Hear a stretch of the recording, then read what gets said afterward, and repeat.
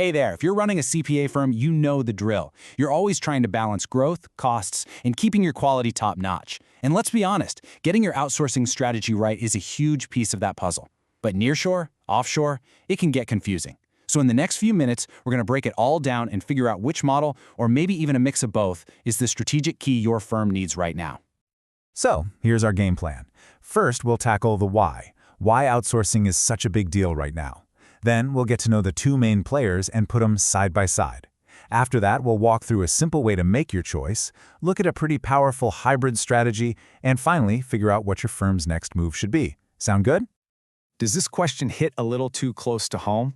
Yeah, you're definitely not alone. This is the big one, right? The core challenge for every CPA leader out there. How do you grow, stay efficient, and deliver amazing work? Well, we're about to see how outsourcing has become the go-to answer. Okay, let's dive right in. We're calling this the outsourcing imperative for a reason. Because, in today's market, it's not really an option anymore. For firms that really want to get ahead, it's become a strategic necessity. And look, the perks here are huge, and they go way beyond just the financials. Of course, you're going to slash operational costs. That's a given. But the real win? You're buying back time. And that time lets you free up your best people, your in-house experts, from all that compliance grunt work. And instead, you can unleash them on the high-value advisory stuff that your clients are begging for. That's what really drives growth. All right, so you're thinking outsourcing is the way to go. Great, but what does that actually mean? What does it look like? Let's break down the two main models you're going to run into, nearshore and offshore. First up, we've got nearshore. The easiest way to think about this is like outsourcing right next door. So for firms in the US, this usually means partnering up with teams in Latin America. The biggest advantage here is just simple proximity. You're close geographically, and most importantly, you're in a similar time zone. So, where does nearshoring really shine? Well, think about any job that needs a lot of back and forth. If you need to collaborate in real time on a tricky report, or you need constant communication for client meetings, having that aligned time zone makes it absolutely perfect for that high-touch, super interactive work. Now, let's pivot and look at the other major player on the field, offshore accounting. This is what you probably think of first, partnering with firms in countries farther away. India, for example, has become an absolute powerhouse in this area. The main reasons people go this route? Big-time cost savings and access to a massive, skilled talent pool. The offshore model is just a beast when it comes to high-volume, standardized tasks, the kind of work that doesn't need constant real-time chat. We're talking bookkeeping, payroll, and that mountain of tax prep that hits you every single season. Offshore teams can just power through this work super efficiently, often while your US team is fast asleep. Okay, so we've met the two models. Now let's do the fun part. Let's put them in the ring, go head-to-head, and really see where each one lands on the things that matter most. Right.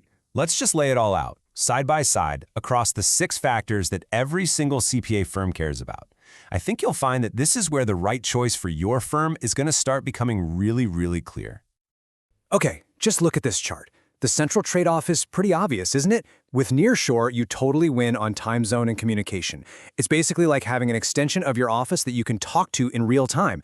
But you got to notice the trade-off. Cost and scalability are just moderate. Now look over at offshore. It's the complete opposite. You get way lower costs, massive scalability, and this huge pool of talent that's already skilled in US GAAP. So what's the catch? You have to manage those different time zones, which means you need more structured, planned-out communication. So the real question for you is, what problem are you trying to solve right now? Do you need real-time collaboration, or are you looking for maximum cost efficiency?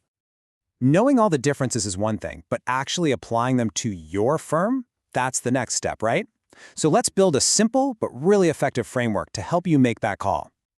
Here's how you do it. First, just look at the work itself. Is it super complex and custom, or is it pretty standardized? Next, think about communication. Does it require constant, real-time interaction? Third, be real about your budget. What are your cost constraints? And finally, and this is a really key strategic move, you got to ask yourself if maybe, just maybe, a hybrid approach could be the smartest play of all. And that brings us to a much more advanced strategy. Because you know what? A lot of the most successful firms out there have figured out that you don't actually have to pick a side. You can get the absolute best of both worlds. So let's just recap to make this crystal clear. Nearshore is your hero for any client-facing, interactive, or urgent work. Meanwhile, offshore is the undisputed champ when it comes to standardized, high-volume, independent work. See? They serve two totally different but equally important needs inside a firm.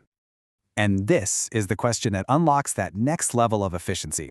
Because let's face it, most firms don't just do one type of work. You do it all. So what's the solution? Here it is. This is the solution in action. The hybrid model. Just imagine it.